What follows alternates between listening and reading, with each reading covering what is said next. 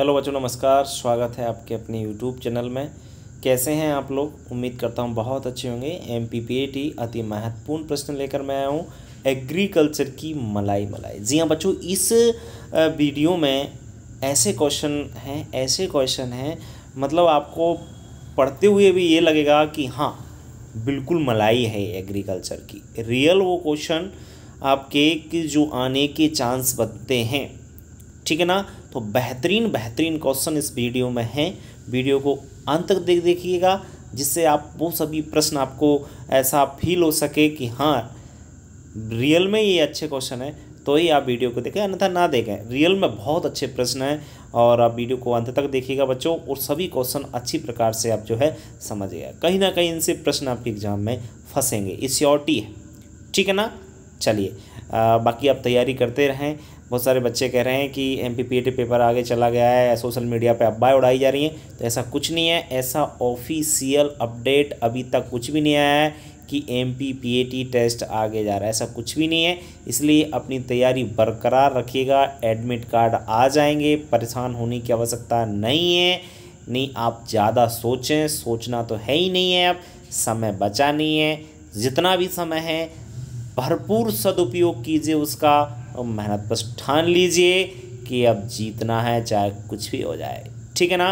पीछे तो हटना है ही नहीं है, चाहे जो हो, ठीक है। सिलेक्शन लेना है तो सिलेक्शन लेना ही है।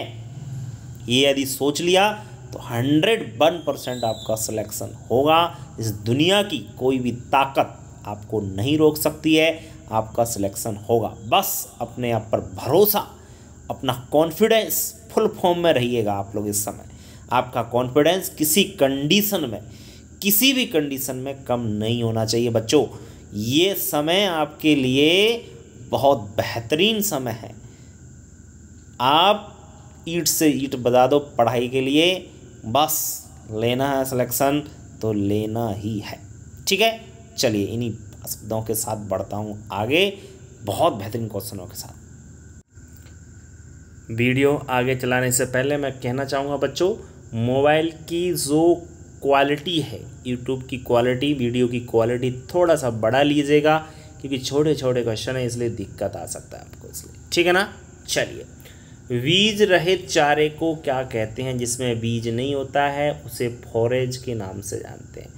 शीर्ष प्रभावित क्रिया किसमें की जाती है? तो इसको टॉपिंग बोलते हैं इंग्लिश में, और टॉपिंग गन्ने में करते हैं। कौन सी फसल में करते हैं? गन्ने में। चने की फसल का प्रमुख कीट कौन सा है? बच्चों कई बार इस प्रश्न को पूछा गया है, बेसिस याद रखें। चने की फसल का प्रमुख कीट है फल छेदक, जिसका सांस्कृतिक नाम याद रखना हेलिकोबर्पा आर्मीजेरा। आर्मी कर लेना, बर्मर्मी लिख रहा है, हेलिकोबर्पा आर्मीजेरा आपका चने की फसल का प्रमुख कीट है। अदलेनी फसलों की जड़ों में गांठें बनने वाला जीवाणु कौन सा है? तो ध्यान रखना एजोराइजोबियम या एजोस्पाइलियम भी होता है, ध्यान रखें। ये अदलेनी फसलों की जड़ों में गांठें बनाने वाला जीवाणु होता है, ठीक है। पर्णहरित के लिए आवश्यक पोषक तत्व, कई बार प्रश्न पूछा गया है बच्चों। मैग्नीशियम है जो कि क्लोरोफिल के निर्माण में सहायता करता है, या पर्णहरित भी हिंदी में बोलते हैं। बैम वैस्कुलर अर्वैस्कुलर माइक्रोइजा इसका पूरा नाम होता है, और पौधों में इसके अवशोषण को बढ़ाता है। ध्यान रखें ये फास्फोरस के अवशोषण को बढ़ाता है, कि पौधे फास्फोरस को अपने अंदर एब्जॉर्ब करने लग जाते हैं। किस तत्व की प्रधानता के कारण मृदा कणों का बिखराव होता है? तो सोडियम के कारण मृदा बिखर जाती है। सोडियम की मात्रा ज़्यादा होने के कारण मृदा के जो कण होते हैं वो बिखर जाते हैं। अलसी में कौन सा विषैला पदार्थ पाया जाता है? तो अलसी में लीनामेरिन नामक एक विषैला पदार्थ पाया जाता है। कि देश के किस राज्य को दाल का कटोरा कहते हैं? तो मध्य प्रदेश को दाल का कटोरा कहा जाता है बच्चों, याद रखें। अमोनिया को, बहुत इंपॉर्टेंट क्वेश्चन, अमोनिया को नाइट्रेट में कौन सा जीवाणु बदलता है? अमोनिया को नाइट्रेट में नाइट्रोसोमोनास जीवाणु बदलता है। और दूसरा देखिए इससे भी इम्पोर्टेंट, नाइट्राइट को नाइट्रेट में कौन सा जीवाणु बनता है? नाइट्रोबैक्टर या नाइट्रोकोकस। ये जीवाणु नाइट्राइट को नाइट्रेट में बदलने का काम करते हैं। आगे बात करें किस राज्य में उर्वरकों का सबसे कम उपयोग किया जाता है, तो अरुणाचल प्रदेश में 5 किलोग्राम प्रति हेक्टेयर आपका उर्वरकों का उपयोग किया जाता है। कितना? 5 किलोग्राम पर हेक्टेयर अरुणाचल सबसे कम। और किस राज्य में प्रति हेक्टेयर सर्वाधिक उर्वरकों का उपयोग किया जाता है? पंजाब में। पंजाब में 212 केजी पर हेक्टर, 212 किलोग्राम पर हेक्टर हाईएस्ट फर्टिलाइजर का यूज़ किया जाता है, ध्यान रखें आप लोग। ठीक है, पौधों द्वारा उपयोग में लिए जाने वाला जल, इंपॉर्टेंट क्वेश्चन, जिसको केसीय जल या कैपिलरी वाटर कहा जाता है, ये पौधे इसका उपयोग करते हैं। ठीक है, बढ़ते हैं आगे। नेक्स्ट देखिए बच्चों, नेक्स्ट है आपका कपास के रेशे में महीनता किससे मापते हैं? माइक्रोनेयर के द्वारा। ध्यान रखना है, कपास जो कॉटन होता है इसकी रुई जो होती है उसकी महीनता मापने के लिए माइक्रोनेयर से मापते हैं। अलसी को रेशियो कहते हैं, इतना इंपॉर्टेंट क्वेश्चन बच्चों।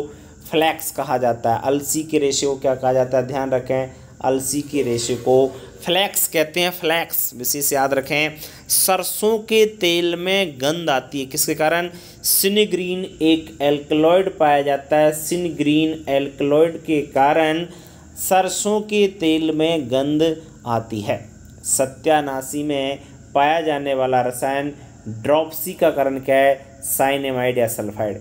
क्या होता है? सत्यानाशी के बीज जो होते हैं, इसको कटीली बोलते हैं गांव में, इसके बीज सरसों के साथ मिल जाते हैं, सरसों के बीज, क्योंकि सेम टू सेम बीज होते हैं। जब साथ में जब तेल निकल जाता है इसके बीजों का, सत्यानाशी के बीजों का, किसके साथ? सरसों के बीजों के साथ, तो ड्रॉप्सी नामक बीमारी हो जाती है, यानी गंजापन होने लगता है। ध्यान रखें। भारत में कुल कितने कृषि जलवायु खंड हैं? तो 15 कृषि जलवायु खंड है। सब जानते हैं। कितने इंपॉर्टेंट क्वेश्चन हैं, आप लोग इससे आइडिया लगा पा रहे होंगे। बेहतरीन क्वेश्चन इस वीडियो में हमने लिए हैं। इसके बाद पवन चक्की के लिए न्यूनतम गति कितनी होनी चाहिए? 16 मील प्रति घंटा, यानी लगभग 25.6 किलोमीटर पर हावर। 100 किलोग्राम ईसबगोल से कितनी भूसी प्राप्त होती है? तो 28 से 30 किलोग्राम भूसी प्राप्त होती है। और भूसी किससे प्राप्त होती है? बीजों से प्राप्त होती है। ईसबगोल के बीजों से भूसी प्राप्त होती है। डेपोक विधि कितने दिनों में धान का पौधा तैयार होता है? 11 से 14 दिन। कितना इंपॉर्टेंट क्वेश्चन, कितनी बार पूछा गया, ध्यान रखें। डेपोक विधि धान से संबंधित है, इससे पौध तैयार करते हैं और बिना मिट्टी के तैयार करते हैं। तो 11 से 14 दिन में ये पौध तैयार हो जाती है। ऑक्सीकृत क्षेत्र में, ऑक्सीडाइज जोन में कौन सा उर्वरक प्रयोग किया था? ध्यान रखें, अमोनिया धारी। विशेष क्वेश्चन, विशेष स्पेशल क्वेश्चन है, ध्यान रखें। ऑक्सीकृत क्षेत्रों में कौन सा उर्वरक प्रयोग करते हैं? अमोनिया धारी उर्वरक प्रयोग करते हैं। पोषक तत्व जिसकी कमी अम्लीय एवं क्षारीय दोनों माध्यम में होती है, इसकी कमी अम्लीय क्षारीय दोनों माध्यम, कौन सा पोषक तत्व है? फास्फोरस। चाहे मिट्टी अम्लीय हो या क्षारीय, दोनों माध्यम होती है फास्फोरस की कमी। किस पोषक तत्व की उपलब्धता पीएच का प्रभाव नहीं पड़ता? तो सल्फर एक ऐसा पोषक तत्व है इस पर पीएच का प्रभाव नहीं पड़ता है। सामान्यतः फव्वारा सिंचाई पद्धति में उपयोग आने वाले पाइप की लंबाई कितनी होती है? तो 6 मीटर या 20 फीट होती है, सब जानते हैं। बात करें हम लोग आगे नेक्स्ट आपके क्वेश्चन की। नेक्स्ट देखिए आप लोग, भारत की कृषि स्थिति देख लीजिए बच्चों। कुल क्षेत्रफल हम लोग 7वें स्थान पर आते हैं दुनिया में। सिंचित क्षेत्रफल पर हम पहले स्थान पर आते हैं। जनसंख्या में तो हम दूसरे स्थान पर, फर्स्ट पर चाइना है। आर्थिक रूप से सक्रिय जनसंख्या में दूसरे स्थान पर, पहले पर चाइना। कुल अनाज में हम तीसरे स्थान पर आते हैं, पहले पर फिर भी चाइना बना हुआ है। गेहूं चावल में देखिए, गेहूं और चावल उत्पादन में हम सेकंड स्थान पर आते हैं। बड़े अनाज में हम लोग चौथे स्थान पर। कुल दलहन उत्पादन में प्रथम स्थान पर। तिलहन उत्पादन में द्वितीय स्थान पर हैं। फल सब्जी में दूसरा स्थान, जहाँ दूसरा है पहले पे चाइना बना हुआ है, ध्यान रखें। दूध उत्पादन में पहला स्थान है हमारा। कृषि उपकरणों में तीसरा स्थान है हमारा। पशुधन में पहला स्थान है हमारा। चाय, जूट और रेशे में पहला स्थान। और कॉफ़ी उत्पादन में हमारा 6वां स्थान है। ये ध्यान रखें, कौन सा नंबर कहाँ है ये ज़रूर आप लोग याद रख लीजिए। भारत का कुल क्षेत्रफल कितना है? तो 329 मिलियन हेक्टेयर, लगभग वर्ल्ड का 2.4% एरिया हमारी इंडिया का है। कुल सिंचित क्षेत्रफल 58 मिलियन हेक्टेयर है। विश्व का 21% पर हमारे यहाँ सिंचाई होती है। और कुल अरेबल जो भूमि है वो 162 मिलियन हेक्टेयर है। ठीक है। कुल भौगोलिक क्षेत्रफल कितना परसेंट? 2.40%, पहले बता चुका हूँ। जनसंख्या टोटल वर्ल्ड की 18%। पशुधन टोटल वर्ल्ड का हमारे पास 15% है। और हमारे पास बान की लगभग 1.5% है टोटल दुनिया का। ये टोटल वर्ल्ड की हम बात करते हैं, उसके कोड हमारा इतना एरिया है। औसत वार्षिक वर्षा भारत में 1195 mm होती है। औसत वार्षिक वर्षा भारत में कितनी होती है बच्चों? 1195 mm। और कुल कृषिगत क्षेत्रफल कितना है हमारे यहाँ? इस पर खेती हम लोग करते हैं वो है 142.6 मिलियन हेक्टेयर। भारत की फसल सघनता, हजारों बार क्वेश्चन पूछा गया है, 141.5% भारत की फसल सघनता है। ठीक है ना। क्रॉपिंग इंटेंसिटी इन इंडिया 141%, याद रखें। भारत का प्रथम, कितनी बार प्रश्न पूछा है बच्चों? भारत का प्रथम केवी बोले तो कृषि विज्ञान केंद्र पांडिचेरी में खोला गया। कब खोला गया? 1974 में खोला गया। पहला कृषि विज्ञान केंद्र थे। आज हमारे देश में 650 से भी ऊपर कृषि विज्ञान केंद्र हैं, ध्यान रखें।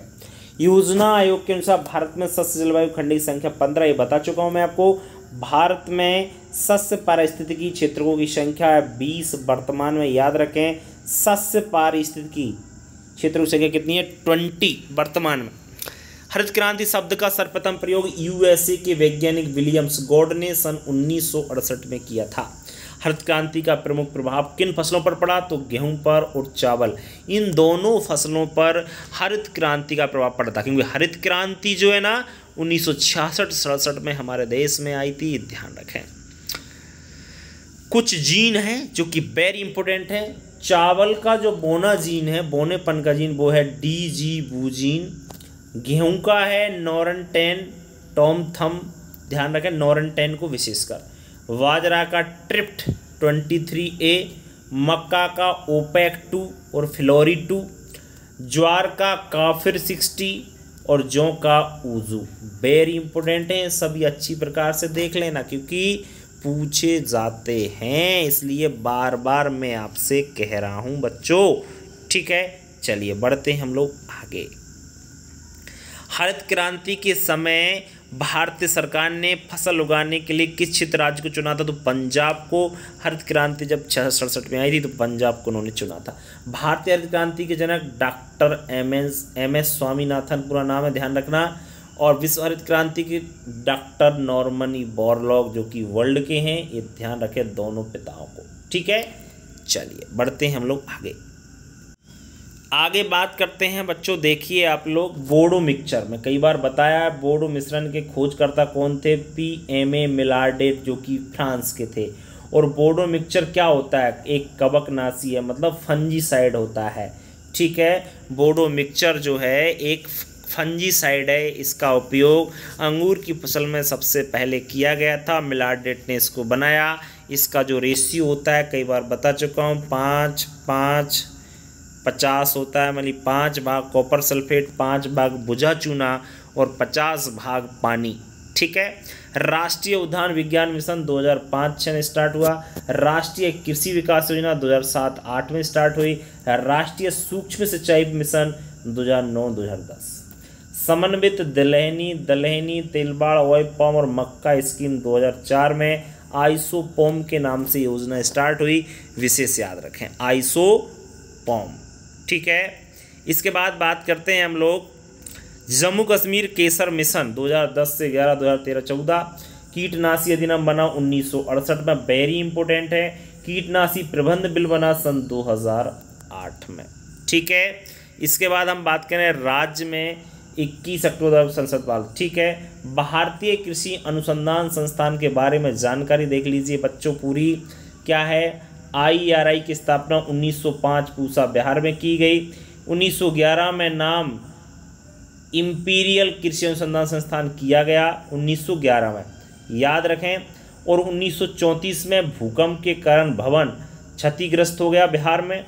और 1936 में IRI को पूसा रोड नई दिल्ली में शिफ्ट कर दिया गया, 1936 में। और 1936 में ही डॉक्टर वी विश्वनाथ IRI के प्रथम डायरेक्टर बनाए गए।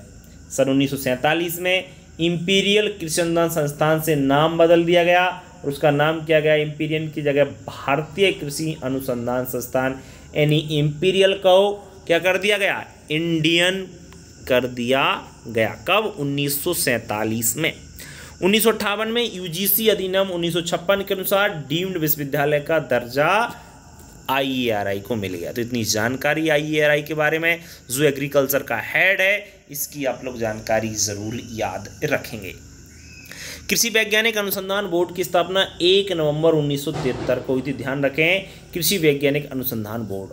राष्ट्रीय किसान आयोग की स्थापना 2004 में हुई। राष्ट्रीय किसान आयोग का प्रथम अध्यक्ष डॉक्टर MS स्वामीनाथन को बनाया गया था। राष्ट्रीय उद्यान विज्ञान board NHB national horticulture board की स्थापना 1984 में गुड़गांव हरियाणा में की गई थी। भारतीय कृषि अनुसंधान परिषद की स्थापना 16 जुलाई 1929 को। ICR Indian council of agriculture, ICR दिवस 16 जुलाई को ही मनाया जाता है क्योंकि इस दिन इसकी स्थापना हुई थी। कृषि अनुसंधान और शिक्षा विभाग की स्थापना 1973 में हुई। भारतीय कृषि अनुसंधान परिषद नई दिल्ली का अध्यक्ष किसको बनाया जाता है? भारतीय कृषि मंत्री को बनाया जाता है। देश में कुल उद्यान विज्ञान उत्पादन में 92% योगदान किसका है? फल एवं सब्जियों का। मृदा विज्ञान के जनक कौन है? तो मृदा विज्ञान जनक VV डोकुचेव है। याद रखें, VV डोकुचेव, डोइचेव लिखा है, इसको डोकुचेव याद रखें। भारत का मसाला उत्पादन, उपभोग व निर्यात में हम लोग पहले नंबर पे आते हैं। उद्यान विज्ञान का जनक यानी हॉर्टिकल्चर का फादर विलियम कैरी को माना जाता है। विलियम कैरी को हॉर्टिकल्चर का फादर कहा जाता है। आम उत्पादन में हमारा पहला स्थान है। 40 से 50% वर्ल्ड का हम लोग प्रोडक्शन करते हैं। पपीता का हमारा प्रथम स्थान है, 30% वर्ल्ड का प्रोडक्शन करते हैं। केला का प्रथम स्थान है, 30% वर्ल्ड का प्रोडक्शन करते हैं। चीकू में फर्स्ट है, आंवला फर्स्ट, अनार, खट्टे नींबू, ये सभी आपके फल हैं जिनमें हम पहले स्थान पर आते हैं। आगे बात करें, टमाटर का लाल रंग किसके कारण? लाइकोपीन के कारण, विशेष याद रखें। मिर्च में पाया जाता है ओलियोरेजिन। अंडे का पीला रंग क्यों होता है? अंदर देखा होगा, जेंथोफिल के कारण बच्चों। मक्का का पीला रंग क्यों होता है? क्रिप्टोजेंथिन के कारण बच्चों। बहुत इंपॉर्टेंट क्वेश्चन है बच्चों, वेरी इंपॉर्टेंट, याद रखें। अमेरिकन सस्य विज्ञान सोसाइटी की स्थापना 1908 में हुई। भारतीय सस्य विज्ञान सोसाइटी की स्थापना 1955 में। देखो, अमेरिकन सोसाइटी की 1908 में और भारतीय सस्य विज्ञान सोसाइटी की 1955 में। दोनों डेट अलग, दोनों सन जो है वो अलग अलग हैं। भारतीय उद्यान विज्ञान सोसाइटी की स्थापना 1942 में की गई। भारतीय मृदा विज्ञान सोसाइटी की स्थापना 1934 में। प्रथम ट्रांसजेनिक पराजीनी फसल तंबाकू 1987 में फर्स्ट ट्रांसजेनिक फसल है, ध्यान रखें। प्रथम अनुवांशिक अभियांत्रिकी कंपनी की स्थापना जीन टच 1976 में की गई थी। और कमेटी जो पराजीनी फसलों को अंतिम प्रमाणिकता मान्यता प्रदान करती है, अनुवांशिक अभियांत्रिकी प्रमाणिकता कमेटी, जीस इसको नाम से जाना जाता है। देखो, ट्रांसजेनिक फसल की हम लोग बात करें तो सोयाबीन फर्स्ट पर है, 79% इसका आपका ट्रांसजेनिक किया जा रहा है। मक्का सेकंड पर, द्वितीय स्थान। कपास थर्ड पर, तृतीय स्थान। और सरसों चौथे पर यानी चतुर्थ स्थान। ठीक है ना। ट्रांसजेनिक फसल में सबसे फर्स्ट पर कौन है? सोयाबीन। सबसे पहले कौन सी फसल में किया गया? कॉटन में, याद रखें। भारत में कुल कपास क्षेत्रफल का कितना % क्षेत्रफल बीटी कपास? जी हाँ, बीटी कपास बोया जाता है तो 90%। भारत में बीटी कपास का क्षेत्रफल कितना है? तो 10 मिलियन हेक्टेयर। कृषि अनुसंधान सूचना प्रणाली एरिस की स्थापना कब हुई थी? याद रखें, 1995। ICR द्वारा इसकी स्थापना की गई थी। विल्वपत्र फल का प्रयोग किसके नियंत्रण के लिए करते हैं? तो चावल के विलास्ट रोग के लिए। राष्ट्रीय बंबू मिशन 2006-07 में स्टार्ट किया गया। भारत में प्रति हेक्टेयर नाइट्रोजन, फास्फोरस, पोटास का अनुपात 4.3:2:1 और भारत में आवश्यक NPK का अनुपात है 4:2:1। वारालक्ष्मी कपास की किस्में, याद रखें, बहुत इंपॉर्टेंट क्वेश्चन है। 1972 में S.A. पाटिल द्वारा इसको विकसित किया गया। कहाँ पर विकसित किया गया? धारवाड़ कृषि विश्वविद्यालय द्वारा इसको निकाला गया था। ठीक है, बढ़ते हैं हम लोग आगे। आगे हम लोग बात करें बच्चों, नेक्स्ट है प्रथम अंतर स्पेसिफिक संकर गोसिपियम हिर्सुटम और गोसिपियम बार्बाडेंस इसके बीच कराया गया था। प्रथम इसको अंतर स्पेसिफिक इंटर स्पेसिफिक हाइब्रिड जो बोला जाता है वो विशेष याद रखें। बीटी कपास की सीड रेट कितनी होती है? 1.5 किलोग्राम पर हेक्टेयर होती है बच्चों, और संकर चावल की बीज दर 15 किलोग्राम पर हेक्टेयर होती है। दोनों की सीड रेट याद रखें क्योंकि संकर चावल की बीज दर कई बार पूछी जा चुकी है, 15 kg पर हेक्टेयर। कपास की उत्तरी भारत में कब बोया जाता है? तो 25 मई को बोया जाता है। आलू की शुष्क पदार्थ अधिकता वाली कुफरी फ्राइसोना किसका विकास किया गया? फ्रेंच फ्राइज बनाने के लिए कुफरी फ्राइसोना का आविष्कार किया गया। प्राकृतिक आनुवंशिक अभियांत्रिकी एग्रोबैक्टीरियम ट्यूबेनी जो बोलते हैं आपकी एग्रोबैक्टीरियम ट्यूमिफेंस, यानी ये आपका वीटी का पूरा नाम है, याद रखें। इसके बाद हम बात करें कैमल क्रॉप किसे कहते हैं? ज्वार को कैमल क्रॉप बोला जाता है। राजमा को फ्रेंच बीन, और दलहनी फसलें नाइट्रोजन स्थिरीकरण नहीं करती। राजमा जो है ना दलहनी फसल है जो कि नाइट्रोजन स्थिरीकरण नहीं करती है, विशेष याद रखें। एक ही ऐसी दलहनी फसल है जो कि नाइट्रोजन स्थिरीकरण नहीं करती जिसका नाम है राजमा, ठीक है, विशेष याद रखें। बाकी सभी आपको पता ही है। इसे साई नूडल क्रॉप या शर्मीली फसल कहते हैं। जो राजमा होता है ना जो नाइट्रोजन स्थिरीकरण नहीं करता है, इसको साई नूडल क्रॉप या शर्मीली फसल भी इसको कहा जाता है। स्यूडो सीरियल फसल कौन सी है? स्यूडो सीरियल फसल बकव्हीट यानी बक गेहूँ है, विशेष याद रखें। 1952 में सामुदायिक विकास कार्यक्रम प्रारंभ किया गया था, ये सबको मालूम होगा। 1952 में सामुदायिक विकास कार्यक्रम प्रारंभ किया गया था। 1953 में राष्ट्रीय विस्तार सेवा कार्यक्रम, याद रखें, नेशनल एक्सटेंशन सर्विस NES 2 अक्टूबर 1953 को स्टार्ट की गई थी। 1959 में पंचायती राज, याद रखें, पंचायती राज 1959 में स्टार्ट हो गए थे, और सबसे पहले ये राजस्थान नागौर जिला है वहाँ से स्टार्ट किए गए थे। कृषि शब्द की उत्पत्ति किस भाषा से हुई है? याद रखें, लैटिन भाषा के एगर तथा कल्चर वर्ड से एक कृषि शब्द की उत्पत्ति मानी जाती है। भारत में योजना आयोग का अध्यक्ष कौन होता है? तो भारत में योजना आयोग का जो अध्यक्ष होता है वो होता है प्रधानमंत्री। कृषि क्षेत्र में एकमात्र नोबेल पुरस्कार विजेता हैं N.E. बोरलॉग, इनको नोबेल पुरस्कार से नवाजा गया डॉक्टर N.E. बोरलॉग को। भारत में भूदान आंदोलन के प्रवर्तक हैं विनोबा भावे। IARI की स्थापना किसके समय हुई? तो लॉर्ड कर्जन 1905 में यहाँ पर वायसराय थे, तो उनके समय IARI 1905 में पूसा बिहार में स्थापित किया गया। तो कौन थे उसमें वायसराय? लॉर्ड कर्जन के समय। ICAR की स्थापना किसकी संस्तुति पे हुई थी? तो वो थे लॉर्ड लिनलिथगो, याद रखें, लॉर्ड लिनलिथगो के समय ICAR Indian council for agriculture research की स्थापना 16 जुलाई 1929 को, पहले ही बता चुका हूँ आप लोग, हुई थी दिल्ली में। ICAR के प्रथम डायरेक्टर महानिदेशक डॉक्टर BP पाल को बनाया गया। देखो IARI के कौन थे? V विश्वनाथ, याद रखें, जबकि ICAR के प्रथम डायरेक्टर जनरल है वो कौन है? डॉक्टर BP पाल। सूरजमुखी के फूल को क्या कहते हैं? कैपिटुलम कहते हैं, याद रखें। हरित क्रांति कब शुरू हुई? तो 1966-67 में शुरू हुई। और कृषि विभाग की स्थापना कब हुई? तो 1881 में ही कृषि विभाग की स्थापना हो गई थी।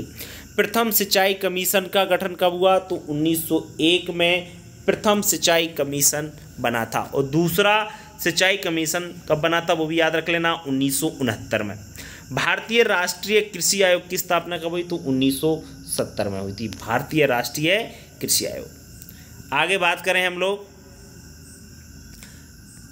गाय का औसतन गर्भकाल 282 दिन का होता है। कितने दिन का होता है? 282। एग्रोनॉमी किस भाषा का शब्द है? सब जानते हैं। नोमिलॉजी लगाओ ग्रीक भाषा का पद, और कल्चर लगाओ तो लैटिन भाषा का शब्द है।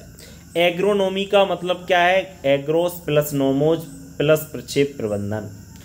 सस्य विज्ञान के पितामह पीटर डैक्रेसेंजी को कहा जाता है। सस्य विज्ञान पर वैज्ञानिक अनुसंधान कार्य कब शुरू हुआ? तो 1834 में स्टार्ट हो गया था।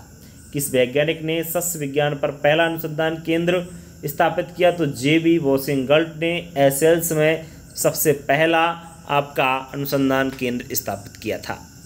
हॉर्स होइंग हस्बेंड्री, बहुत अच्छा क्वेश्चन है। हॉर्स होइंग हस्बेंड्री कई बार पूछा गया है। हॉर्स होइंग हस्बेंड्री नामक पुस्तक किसने लिखी? तो वैज्ञानिक थे जेथ्रो टुल। 1674 से 1741 के बीच जेथ्रो टुल को आपको हॉर्स होइंग हस्बेंड्री इन्होंने पुस्तक लिखी थी। वीड, ये शब्द दिए थे, वीड व शून्य भू परिष्करण शब्द किसने दिए? इन जेथ्रो टुल ने ये शब्द दिए थे बच्चों। आगे हम लोग बात करते हैं जैसे नेक्स्ट क्वेश्चन की। तो नेक्स्ट क्वेश्चन आपका है, शस्य विज्ञान को अलग विभाग के रूप में मान्यता कब मिली थी? तो सन 1900 में शस्य विभाग एग्रोनॉमी को क्या मिल गई थी? मान्यता सन 1900 में मिल गई थी। अमेरिकन सोसाइटी स्थापना 1908, ये बता चुका हूँ। और भारतीय सोसाइटी ऑफ एग्रोनॉमी की स्थापना 1955, ये दोनों ही क्वेश्चन मैं आपको पहले क्लियर कर चुका हूँ। सीड ड्रिल तथा हॉर्स ड्राउन कल्टीवर का विकास किसने किया? वही जेथ्रो टुल ने किया, विशेष याद रखें। और दियारा पद्धति में किन फसलों को उगाया जाता है? तो कद्दू वर्गीय फसलों को दियारा पद्धति में उगाया जाता है। अंधी गुड़ाई किस फसल से संबंधित है बच्चों? बहुत इंपॉर्टेंट क्वेश्चन है। अंधी गुड़ाई आपकी गन्ना से संबंधित है मोस्टली, लेकिन आलू का नाम भी वहाँ पर आ जाता है। आप लोग गन्ना विशेष से याद रखेंगे। भारत की कितनी % मृदा में जिंक की कमी पाई जाती है? तो भारत की 47% जो मिट्टी है उसमें जिंक की कमी पाई जाती है। और कितने % में मृदा में कॉपर की कमी? तो 4.8%। लोहे की कमी 12%। और कितने पर मैग्नीज की कमी पाई जाती है? तो 4% आपकी मैग्नीज की कमी पाई जाती है बच्चों। आगे हम बात करें नेक्स्ट आपको, किन मृदाओं में लोहे की कमी पाई जाती है? तो कैलकेरियस जो मृदाएं होती हैं उनमें क्या पाई जाती है? लोहे की कमी पाई जाती है सबसे कम। देखो कितना इंपॉर्टेंट क्वेश्चन है बच्चों। सबसे कम कटाई सूचकांक किस फसल का? तो अरहर की फसल का है 19%, सबसे कम। बहुत इंपॉर्टेंट क्वेश्चन है। केंद्रीय उपरवार धान अनुसंधान केंद्र कहाँ स्थित है? तो मसौदा में। तिल की फसल का कुल पैडालेसी, कई बार प्रश्न पूछा गया है, तिल का कुल कौन सा है? बहुत इंपॉर्टेंट क्वेश्चन, पैडालेसी तिल की फसल का कुल है। नाइजर का कुल बता दीजिए। एक कंपोजिटी या एस्टरीसी कुल की है फसल है। स्पाइक टूथ हैरो द्वितीयक भू परिष्करण यंत्र, इसको सभी हैरो बोलते हैं। फसल गिरना का संबंध किस फसल से? तो फसल गिरती है गन्ने की, तो गन्ने से संबंधित है। पीएफ मान का सर्वप्रथम खोज किसने की थी? इसको फील्ड ने 1935 में की थी। पीएफ मान पोटेंशियल फोर्स इसको कहा जाता है। तो पोटेंशियल फोर्स किसने डिस्कवर्ड किया था? इसको फील्ड ने किया था। कब किया था? 1935 में किया था। सभी जितने भी पिलाऊ होते हैं सभी प्राथमिक भू परिष्करण के अंतर्गत आते हैं। पी की सर्वप्रथम खोज किसने की? तो पीई साई लेन एक वैज्ञानिक थे, इन्होंने की। पीएच की खोज सर्वप्रथम पीएल सोरेनसन ने 1909 में की थी। पीएच पोटेंशियल ऑफ हाइड्रोजन, याद रखें आप लोग। सर्वप्रथम कौन सा खरपतवार जैविक विधि द्वारा नियंत्रित किया गया? तो लैंटाना कैमरा एक ऐसा खरपतवार है, इसको बायोलॉजिकल मेथड द्वारा कंट्रोल किया गया है। पार्सल फिल्म विशेष याद रखें, बहुत इंपॉर्टेंट क्वेश्चन चल रहा है बच्चों। पार्सल फिल्म का प्रयोग किसको नापलिंग किया जाता है? सिंचाई जल के बहाव को मापने के लिए पार्सल फिल्म का उपयोग किया जाता है। धान में पर बॉइलिंग की क्रिया किस विटामिन का संरक्षण होता है?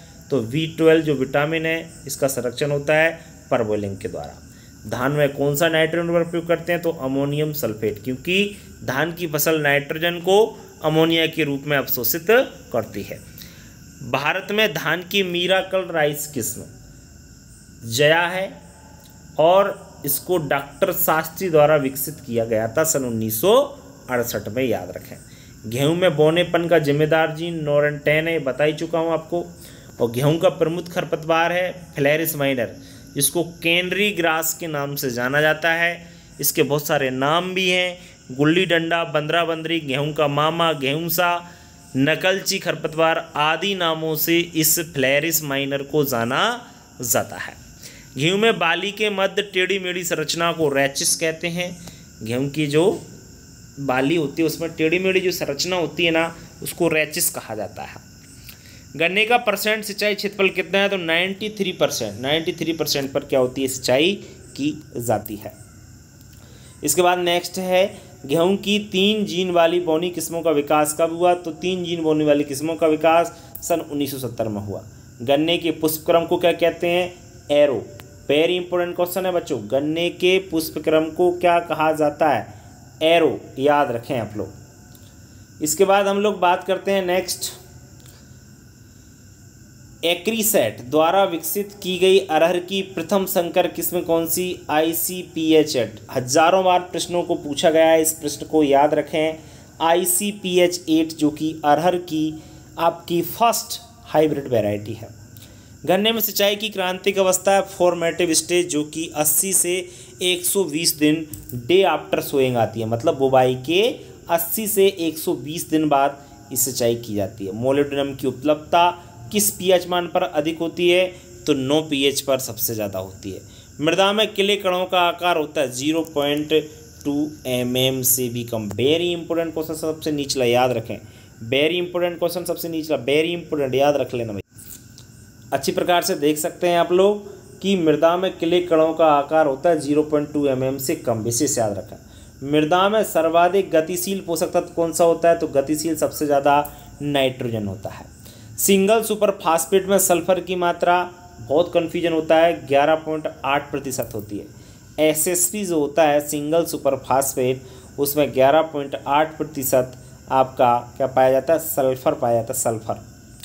DAP में फास्फोरस व नाइट्रोजन की प्रतिशत मात्रा 46% आपका क्या रहता है, फास्फोरस, और 18% आपका क्या पाया जाता है, नाइट्रोजन पाया जाता है। DAP डाई अमोनियम फास्फेट इसका पूरा नाम है। इसके बाद हम लोग नेक्स्ट बात करते हैं बच्चों, किस भूमि में जल ग्रहण क्षमता सबसे अधिक होती है, तो चिकनी जो मिट्टी होती है इसमें सबसे ज़्यादा वाटर एब्जॉर्बिंग कैपेसिटी पाई जाती है। भारत में सबसे ज़्यादा क्षेत्रफल कौन सी मिट्टी का है, तो याद रखें एलुवियल जो सॉइल है इसको जलोढ़ मृदा के नाम से जाना जाता है। जलोढ़ मृदा का क्षेत्रफल इंडिया में सबसे ज़्यादा है। कार्बनिक पदार्थ में कार्बन की मात्रा कितनी होती है, तो कार्बनिक पदार्थ में कार्बन 58% पाया जाता है। कितना प्रतिशत, 58%। कार्बनिक पदार्थ में सल्फर कितना होता है, तो सल्फर रहता है लगभग 80%। पोषक तत्व की आवश्यकता का सिद्धांत किसने दिया, तो पोषक तत्व की आवश्यकता का सिद्धांत सन 1954 में आर्नोन एवं स्टाउट, ये 2 वैज्ञानिक थे। इन्होंने कहा था कि पोषक तत्व पौधे के लिए आवश्यक होते हैं, इनके बिना कोई भी पौधा अपनी लाइफ साइकिल पूरी नहीं कर सकता है। और किसी भी पौधे के अच्छी प्रकार से लाइफ साइकिल चलाने के लिए, जीवन चक्र चलाने के लिए लगभग क्या मतलब 16 पोषक तत्व बताए थे 1954 में, लेकिन 1900 बाद में इसका दोबारा से वर्गीकरण किया गया और कितने आपके आए, 17 पोषक तत्व। 1987 में एक पोषक तत्व और जुड़ गया था जिसका नाम था निकल। कार्बनिक पदार्थ में कार्बन नाइट्रोजन का रेशियो 10:1 होता है। सबसे अधिक किस नाइट्रोजन उर्वरक का प्रयोग किया जाता है, तो यूरिया। यूरिया एक ऐसा नाइट्रोजन उर्वरक है, इसका उपयोग सबसे ज़्यादा किया जाता है। सबसे अधिक किस फास्फोरस उर्वरक का प्रयोग किया जाता है, तो DAP। देखो नाइट्रोजन में यूरिया का करते हैं और फॉस्फोरस में DAP का सबसे ज़्यादा उपयोग खेतों में किया जाता है। कौन सा पोषक तत्व ऊर्जा का स्थानांतरण तथा भंडारण करता है, तो फास्फोरस। इसलिए इसको की ऑफ लाइफ बोला जाता है, क्योंकि एनर्जी ट्रांसफर और किसमें भंडारण यानी स्टोरेज का कार्य जो करता है वो कौन करता है, फास्फोरस। यूरिया में बायोरेट की अधिकतम मात्रा 1.5% उर्वरक कंट्रोल के अनुसार। कौन सा पोषक तत्व बीमारी तथा सूखा सहन करने की क्षमता, तो पोटास। वेरी इंपॉर्टेंट है बच्चों, सभी क्वेश्चन इतने इंपॉर्टेंट है, ऐसा लग रहा है कि यही क्वेश्चन आएगा, यही क्वेश्चन आएगा। बहुत सारे क्वेश्चन आपके इससे फंसने वाले हैं, इसलिए अच्छी प्रकार से इसको समझते चलिएगा। आगे है बोरोन का मुख्य स्रोत क्या है, तो टर्मेलाइन है। और एजोला तथा नील हरित शैवाल द्वारा नाइट्रोजन का स्त्रीकरण किस फसल में होता है, तो धान की फसल में एजोला और ब्लू ग्रीन एल्गी, जिसको हम काई बोलते हैं, कजी बोलते हैं, जो कि वायुमंडल से नाइट्रोजन स्त्रीकरण करती है। अब धान के खेत में पानी भर रहता है तो वहाँ पर ये स्त्रीकरण अच्छी प्रकार से करती है। कंकड़ ग्रंथियां कौन सी मृदा में पाई जाती है? तो रेड सॉइल में कंकड़ ग्रंथियां पाई जाती हैं। खेती की दृष्टि से सबसे उपयुक्त मृदा संरचना कौन सी है? तो वो है क्रम्बी संरचना। Crumby structure is very important. ध्यान रखें, एक खेती की दृष्टि सबसे बेस्ट मानी जाती है एक ये आपकी स्ट्रक्चर मिट्टी की। सबसे अधिक रंध्र किस मिट्टी में पाए जाते हैं? तो जो क्ले सॉइल होती है इसमें सबसे ज़्यादा स्टोमेटा पाए जाते हैं। जिप्सम में कैल्शियम एवं सल्फर की मात्रा, किसमें? जिप्सम में कैल्शियम और सल्फर की जो मात्रा 29% कैल्शियम पाया जाता है और 18.6% सल्फर जिप्सम में पाया जाता है। एजोस्पाइरिलम का प्रयोग किस फसल में करते हैं? तो एजोस्पाइरिलम का उपयोग ज्वार एवं गन्ना की फसल में करते हैं, जो कि वायुमंडल से नाइट्रोजन स्थिरीकरण का कार्य करता है एजोस्पाइरिलम। मृदा में उपलब्ध नाइट्रोजन को ज्ञात करने की विधि एल्कलाइन परमैंगनेट मेथड है और मृदा में उपलब्ध फास्फोरस को ज्ञात करने की जो विधि है वो ओल्सन मेथड है, जो कि हम क्षारीय मृदा में इसका उपयोग करते हैं। निकेल तथा कोबाल्ट किन फसलों के लिए बहुत ही लाभदायक हैं? तो दाल वाली जो फसलें होती हैं इनके लिए निकेल तथा कोबाल्ट वेरी इंपॉर्टेंट है, जबकि सिलिकॉन जो होता है ना ये धान व मक्का के लिए इम्पोर्टेंट होता है। इनको लाभदायक पोषक तत्व भी कहा जाता है, निकेल, कोबाल्ट और सिलिकॉन को। गन्ना पकने पर वृक्ष रीडिंग का मान कितना होता है? तो 18 से 20 होता है। अगर हम गन्ना पक गया या नहीं पका ये देखने के लिए वृक्ष जो मीटर होता है उसका उपयोग करते हैं और जो वृक्ष आती है कितनी आती है? 18 से 20 वृक्ष। नोबेल गन्ना कौन होता है? तो नोबेल गन्ना का नाम है सैकेरम ऑफिसिनेरम। अधसाली गन्ने की फसल की अवधि, बहुत इंपॉर्टेंट क्वेश्चन है। अधसाली गन्ने की फसल की अवधि कितनी होती है? 18 माह। आधा साल नहीं होता, अधसाली गन्ना इसको बोला जाता है। 18 माह इसका क्या होता है? पूरा जीवन काल होता है। 3 आंखें वाले गन्ने के टुकड़ों के बीज दर कितने होते हैं? लगभग 35,000 से 45,000 जो है गन्ने के टुकड़ों को खेत में बोया जाता है। आश्चर्यजनक गन्ना की किस्म है धान। यूरिया सुपर ग्रेनुअल का प्रयोग किन भूमि में लाभकारी है? तो जल भराव वाली भूमियों में यूरिया सुपर ग्रेनुअल का उपयोग बेहतर तरीके से हम लोग कर सकते हैं। खरपतवार विज्ञान के जनक जेथरो टुल को कहा जाता है। खरपतवार शब्द भी सबसे पहले जेथरो टुल नामक वैज्ञानिक ने ही दिया था। पैरा खेती मुख्यतः अपनाई जाती है और मध्य प्रदेश और उत्तरी पूर्वी प्रदेश यहाँ पर पैरा फार्मिंग, देखो फार्मिंग होती है एक उतैरा और दूसरी पैरा, इस प्रकार की जो फार्मिंग होती है उसको हम लोग कौन करता है? मध्य प्रदेश का पूर्वी उत्तरी प्रदेश भाग है वहाँ पर इसकी खेती होती है। ज्वार के पौधों की छोटी अवस्था में कौन सा हानिकारक अम्ल पाया जाता है? इसको हम धुरिन या हाइड्रोसायनिक एसिड या प्रूसिक एसिड इत्यादि नामों से इसको जानते हैं। ये छोटी अवस्था में पाया जाता है ज्वार की फसल में। पशु को अगर 5% से मात्रा ज़्यादा खिलाए तो पशु जो है डेथ भी हो सकती है। ज्वार की वृद्धि के लिए उपयुक्त टेम्परेचर 26 से 30 डिग्री सेल्सियस। मक्का में प्रोटीन का धनी जीन होता है ओपेक 2 या फ्लोरी 2। ये जो आपके ध्यान रखें जीन है जो कि मक्का के प्रोटीन की मात्रा को मक्का में बढ़ाता है। धान की फसल बीमारी के कारण 1943 में बंगाल में एक अकाल पड़ा था। कौन सा रोग था? भूरा धब्बा रोग। इसको हम ब्राउन स्पॉट के नाम से जानते हैं। इसके कारण सन 1943 में 1943 में एक अकाल पड़ा जिसका नाम क्या दिया गया? ध्यान रखें आप लोग, कौन सा? फेमीन बोलते हैं इसको। तो याद रखें इसे हम लोग बंगाल फीमेल के नाम से, फेमीन के नाम से इसको जाना जाता है। गेहूं की सिंचाई अवस्था, शीर्ष जल जमते समय लगभग 21 बुवाई के 21 डेज के बाद जो सिंचाई की जाती है उसे हम लोग क्या कहते हैं? क्रांतिक अवस्था गेहूं की। वेरी इंपॉर्टेंट है, सबको याद होना चाहिए। मक्का में सबसे पहले कौन सा पुष्प निकलता है? तो नर, और इसके बाद फिर क्या निकलता है? इसको हम टेसल भी बोलते हैं। नर को हम लोग टेसल बोलते हैं और जो मादा पार्ट्स होता है उसको सिल्क बोलते हैं। क्या बोला जाता है? उसको सिल्क बोलते हैं। इसके बाद उड़द के बीजों का अंकुरण होता है टाइप 9। ये वैरायटी है उड़द की। ध्यान रखें, चने में कितने % पर परागण कीटों द्वारा होता है, तो 5 से 10%। फसल में पूरक सिंचाई को क्या कहते हैं, तो जीवन रक्षक सिंचाई उसको कहा जाता है। जूट का कुल कौन सा है, तो टिलेसी जूट का कुल है। कपास के बीजों में तेल की मात्रा होती है, लगभग 16 से 25% कपास के बीजों में ऑयल पाया जाता है। विश्व में सर्वाधिक धान उत्पादन वाला देश चाइना है। भारत में सर्वाधिक चावल का उत्पादन पश्चिम बंगाल राज्य में होता है। भारत में सर्वाधिक मूंगफली कहाँ होती है, तो गुजरात में होती है। और मृदा में फास्फोरस की सबसे ज़्यादा उपलब्धता किस पीएच पर होती है, तो लगभग 6.5 पर। किसानों को दिए जाने वाले प्रमाणित बीज के थैले पर लगे टैग का रंग कैसा होता है, तो प्रमाणित बीज में जो टैग लगा रहता है वो नीले कलर का। धान में कितने % फैट पाई जाती है, तो 2 से 2.5% आपकी फैट धान की जो बीज होते हैं उनमें पाई जाती है। टर्मिनेटर टेक्नोलॉजी का प्रयोग कॉटन की फसल में सबसे पहले करते हैं या किया गया। धान का खैरा रोग किस तत्व के कारण होता है, बहुत इंपॉर्टेंट क्वेश्चन, जिंक की कमी से होता है।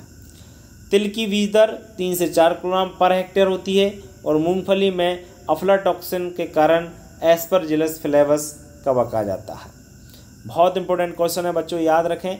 किस राज्य को सोयाबीन का किला कहते हैं, तो मध्य प्रदेश को सोया राज्य या सोयाबीन के किले के नाम से इसको जाना जाता है। भारतीय सरसों का वैज्ञानिक नाम क्या है, तो ब्रेसिका जुन्सिया। ब्रेसिका जुन्सिया सरसों जो है उसका बॉटनिकल नेम है। सफोला तेल किससे प्राप्त होता है, कुसुम से। बासमती चावल का परीक्षण भार कितना होता है, परीक्षण भार 21 ग्राम होता है।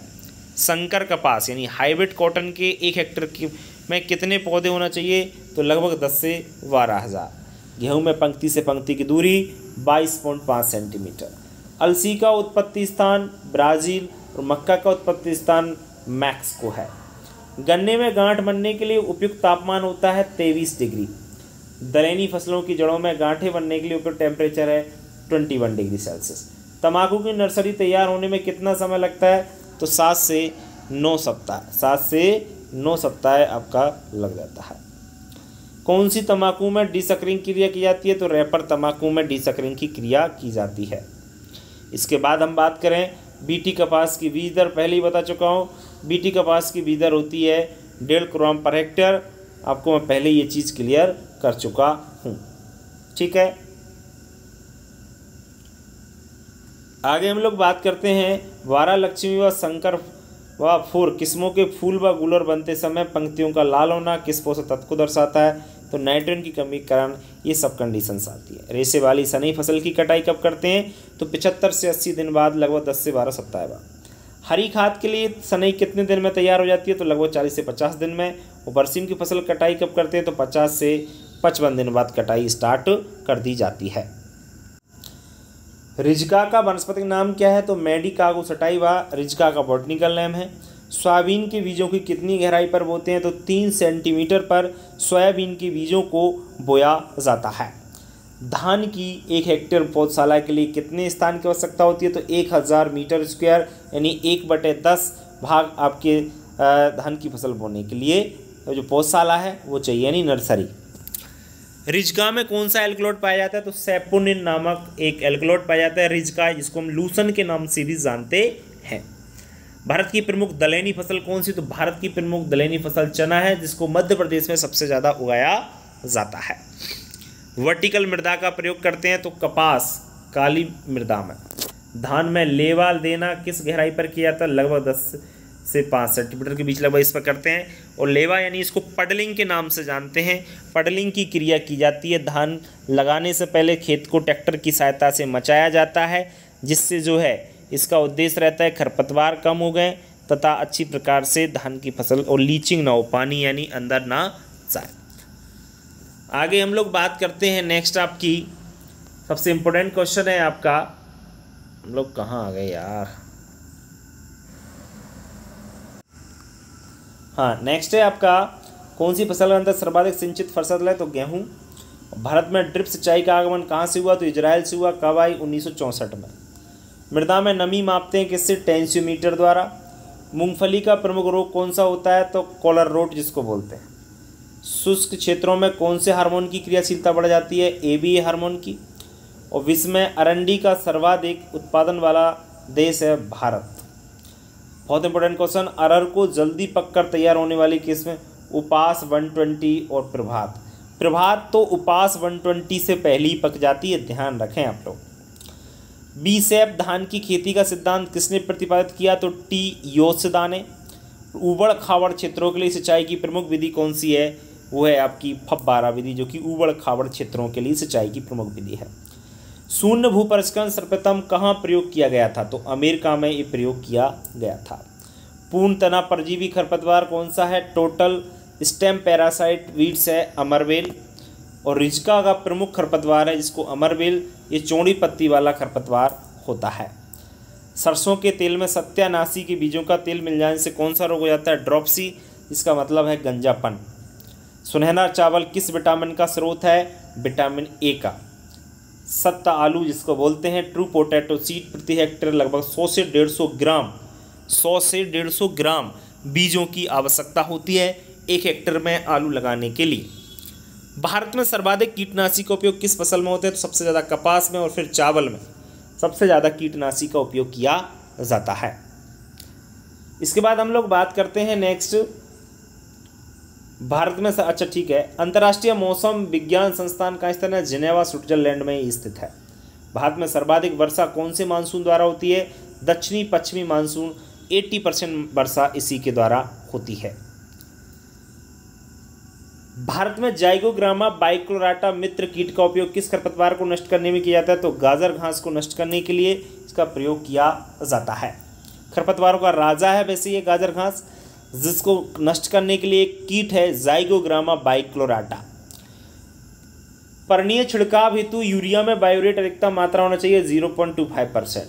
पर्णीय छिड़काव हेतु उपयुक्त पोषक तत्व है नाइट्रोजन और सूक्ष्म पोषक तत्व, इनका छिड़काव हम खड़ी फसल में कर सकते हैं। पौधों में तेल व अमीनो एसिड का निर्माण में सहायक पोषक तत्व है सल्फर। मूंगफली को कौन से पोषक तत्व की सर्वाधिक आवश्यकता होती है? तो कैल्शियम और सल्फर मूंगफली की फसल को अधिक चाहिए। तिलहनी फसलों का मुख्य पोषक तत्व कौन सा है? सल्फर, क्योंकि ये तेल की मात्रा को बढ़ाता है। पोटास की उर्वरक उपयुक्त क्षमता 70% है और पौधे नाइट्रोजन को मृदा में किस रूप में ग्रहण करते हैं? तो अमोनिया और नाइट्रेट। अमोनिया के रूप में सिर्फ धान की फसल लेती है और बाकी जितने भी पौधे हैं सब नाइट्रेट के रूप में नाइट्रोजन को अवशोषित करते हैं। पौधों में नाइट्रोजन स्थिरीकरण के लिए आवश्यक पोषक तत्व कौन सा है? मोलिब्डेनम और कोबाल्ट। पौधों के लिए आवश्यक पोषक तत्व की मात्रा 17 है, मैं आपको बता चुका हूँ। प्रजनन संबंधी रोगों में कौन सा खरपतवार प्रयोग किया जाता है? तो गोखरू। पेंटेड बग व आरा मक्खी किस फसल के कीट हैं? तो सरसों के। राष्ट्रीय बीज निगम की स्थापना 1963 में हुई है। सर्वाधिक लवणता सहनशील वाली धान्य फसल वो है जौ। अनाज वाली फसल कौन सी है? जौ। डेपोक विधि द्वारा धान की नर्सरी तैयार करने के लिए स्थान की आवश्यकता 25 से 30 मीटर स्क्वायर चाहिए। और दलहनी फसल जो नाइट्रोजन स्थिरीकरण नहीं कर पाती वो है राजमा, जिसको फ्रेंच बीन के नाम से भी जानते हैं। शर्मीली फसल भी कहा जाता है, अभी बताया था मैंने। वायु दिशा सूचक यंत्र को कितनी ऊंचाई पर लगाते हैं? लगभग 3.2 मीटर पर। वायो 902 किसकी किस्म है? तो इस सरसों की किस्म है वायो 902। इसे किसान के नाम से भी जाना जाता है। चुकंदर का कुल चीनोपोडेसी और जीरा का जो बीज दर है वो 12 किलोग्राम पर हेक्टेयर। कितने परसेंट मृदा नमी पर बीजों का अंकुरण होता है? तो 50% नमी खेत में होना चाहिए, तब जाके बीजों का अंकुरण होता है। कौन सा पोषक तत्व ऑक्सीजन के संश्लेषण में सहायक होता है? तो जिंक एक ऐसा पोषक तत्व है जो ऑक्सीजन के संश्लेषण में सहायक होता है। कौन सा पोषक तत्व रंध्रों को खुलने व बंद होने में सहायता करता है? तो पोटास जो एक ऐसा आपका पोषक तत्व है जो रंध्र पौधे की पत्तियों में पाया जाता है, उनको खुलने व बंद होने में सहायता करता है। ब्रैक गेहूं की फसल में 2,4-D का छिड़काव कब करते हैं? तो बुवाई के 35 दिन बाद, और ये चौड़ी पत्ती वाले खरपतवारों को नष्ट करने का काम करता है। बीटी कपास का क्षेत्रफल सबसे ज़्यादा कौन से राज्य में है? तो वो है महाराष्ट्र में। शैवाल नियंत्रण के लिए किसका प्रयोग करते हैं? कॉपर सल्फेट का। और कैंट किस फसल की किस्म है? तो वो है जई, इसका इंग्लिश नेम है ओट। आगे हम लोग बात करें तीनों प्रकार की सुसुप्तावस्था कौन सी खरपतवार पाई है? तो जंगली जई में। गन्ने का काला ब्लाइट रोग किसकी कमी से होता है? मैग्नीज की कमी से। और लुगरी शराब किसकी बनाई जाती है? जौ की। मक्का में पाई जाने वाली प्रोटीन में कमी होती है लाइसिन व ट्रिप्टोफैन की। जूट का तना क्या कहलाता है? रीठ। मक्का पर लगने वाले डाउनी मिल्ड्यू रोग कारक कवक किस खरपतवार पर शरण लेता है? कांसेकरम स्पॉन्टिनम इसका साइंटिफिक नेम है। जिन मृदाओं में मोलिब्डेनम की अधिकता होती है उन्हें क्या कहते हैं? टीस्ट कहा जाता है। और धान की प्रथम सुगंधित हाइब्रिड किस कौन सी है? TRH10।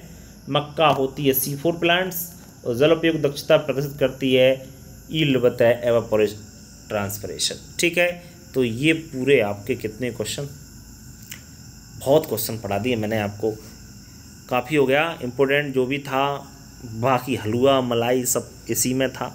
वेरी इंपॉर्टेंट पूरे क्वेश्चन हो गए। अब इनको पढ़ लेना, यहाँ तक जिसने पढ़ लिया वो ये सोचेगा बहुत बेहतर हो गया काम। ठीक है, मिलते हैं नेक्स्ट वीडियो में, तब तक के लिए नमस्कार। शेयर जरूर कर दीजिए।